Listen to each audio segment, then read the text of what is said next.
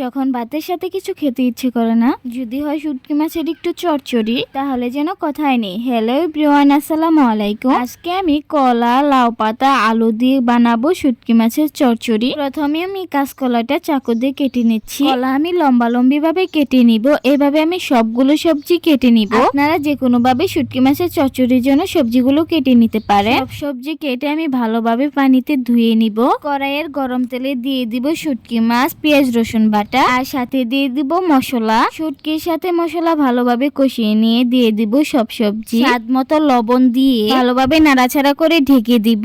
10 মিনিটের মতো সময় নিলে এই রান্নাটা হয়ে যায়। আমরা গ্রাম বাংলার মানুষরা কিন্তু শুটকি মাছের তরকারি এভাবেই রান্না করি। শুটকির চচ্চড়ি রান্নাটা হয়ে গেলে আমি প্লেটে সুন্দরভাবে ভাত সাজিয়ে উপরে একটা বাটি রেখে দিয়ে দিলাম শুটকির চচ্চড়ি আর একটা লেবু। শুটকির চচ্চড়ি দিয়ে ভাত খেতে কিন্তু দারুণ হয়েছিল। বাসায় কিন্তু আপনারাও ট্রাই করবেন। আল্লাহ হাফেজ।